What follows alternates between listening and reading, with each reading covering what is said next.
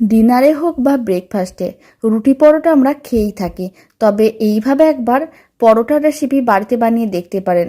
বানানো তো একেবারে সহজ, আর এই পরোটা খেতে যে কোনো পরোটা থেকে অনেক বেশি ভালো হয়। আপনারা বাড়িতে বানালে কমেন্ট বক্সে জানাতে একেবারেই ভুলবেন না পরোটাগুলো খেয়ে আপনাদের কেমন লাগলো। পরোটা বানানোর পরে ঠান্ডা হয়ে গেলে পরোটা অনেক সময় শক্ত হয়ে যায়, তবে এই পরোটা একদিন পরেও একইভাবে নরম তুলতুলে থাকবে আর খেতেও অনেক বেশি ভালো হবে। প্রথমে আমি একটা মিক্সিং বোল নিয়েছি, তার মধ্যে দিয়ে দিচ্ছি মেজারিং কাপের 3 কাপ ময়দা। এখানে 350 গ্রামের মতন আমি ময়দা নিয়েছি। এবার ময়দার পরিমাণটা আপনারা চাইলে কম বা বেশি করতে পারেন। এখন আমি এর মধ্যে দিয়ে দিচ্ছি অল্প একটু লবণ, 4 চামচের 3/1 ভাগ।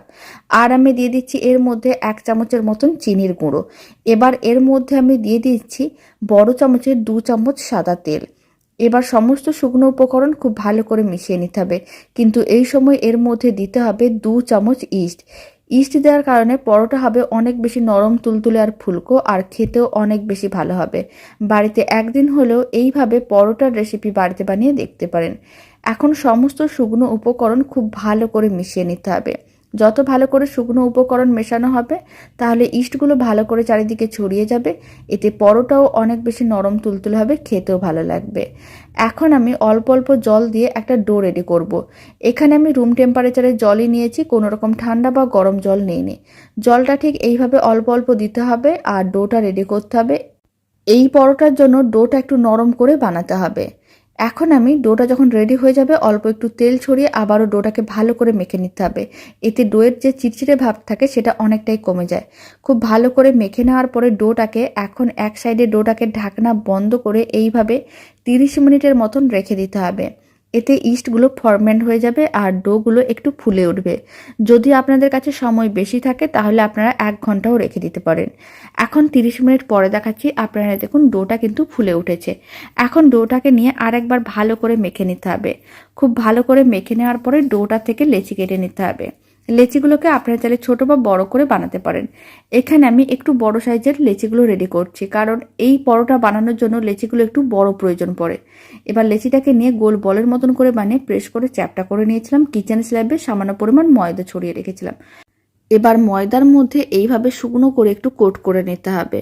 তারপরে বেলনি দিয়ে বেলে নিতে হবে।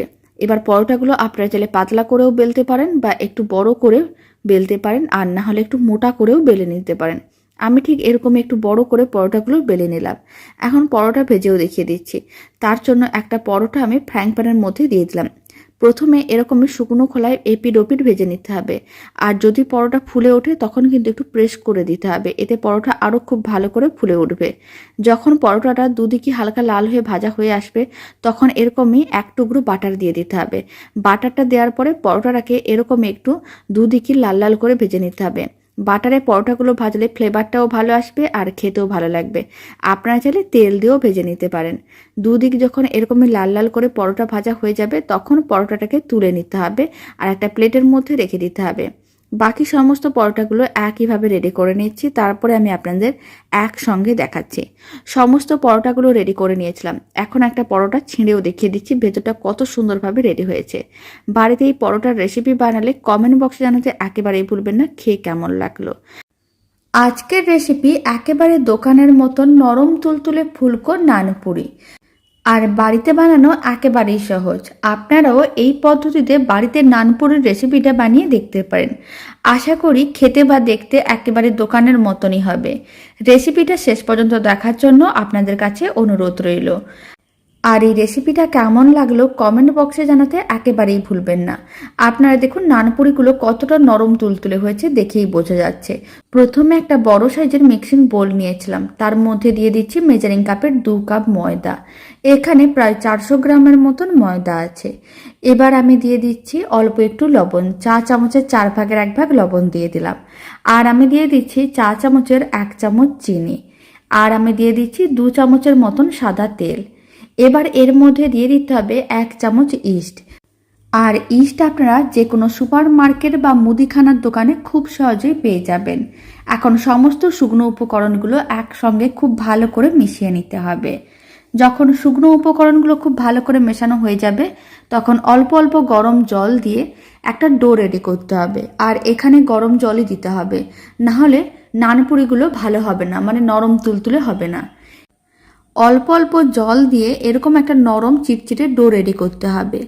আর এই সময় অল্প একটু তেল দিয়ে দিচ্ছি, এতে চিটচিটে ভাবটা একেবারেই কমে যাবে। তারপর খুব ভালো করে তেলটা দিয়ে এইভাবে ডোটাকে আর একবার ভালো করে মেখে নিতে হবে। আপনারা দেখুন ডোয়ের চিটচিটে ভাবটা একেবারেই কমে গেছে। এখন ডোটাকে এইভাবে প্রায় 30 মিনিটের মতন রেখে দিতে হবে। ঢাকনা দিয়ে ঢেকে দিলাম, 30 মিনিট এক সাইডে রেখে দিচ্ছি। এখন আমি আপনাদের 30 মিনিট পরে দেখাচ্ছি। ঢাকনাটা খুলে নিচ্ছি। আপনারা দেখুন ডোটা ফুলে বেশ উঁচু হয়ে গেছে। এবার ডোটাকে আর একবার খুব ভালো করে মেখে নিতে হবে। আর ডোটা খুব ভালো করে মেখে নেওয়ার পরে লেচি কেটে নিতে হবে। লেচিগুলো খুব বেশি বড় বা খুব বেশি ছোট করে বানানোর দরকার নেই, এইভাবে মিডিয়াম সাইজের লেচি কেটে নিয়েছিলাম। এবার এক একটা লেচি নিয়ে নিলাম। লেচিটাকে এইভাবে গোল করে প্রেস করে চ্যাপটা করে নিতে হবে। আর কিচেন স্ল্যাবে অল্প একটু তেল আগে থেকেই ব্রাশ করে রেখেছিলাম। তারপর একটা বেলনি নিয়ে এইভাবে একটু মোটা করে বেলে নিতে হবে। খুব বেশি পাতলা করে নানপুরিগুলো বেলার দরকার নেই, তাহলে কিন্তু নানপুরিগুলো ছিঁড়ে যেতে পারে। একটু মোটা করে নানপুরিগুলো বেলে নিতে হবে। এবার নানপুরিগুলো বেলে নেওয়ার পরে গরম তেলের মধ্যে দিয়ে দিতে হবে। আর এদিকে কড়াইতে কিছুটা পরিমাণ তেল নিয়েছিলাম, তেলটা আগে থেকে গরম করে নিয়েছিলাম। বেলে নেওয়া নানপুরিটা গরম তেলের মধ্যে দিয়ে দিলাম, ফ্লেমটা মিডিয়ামেই আছে। গরম তেলটা ছিটিয়ে দিতে হবে, এতে নানপুরিটা ফুলে উঠবে। তারপরে উল্টে পাল্টে দুদিকই হালকা লাল করে ভেজে নিতে হবে।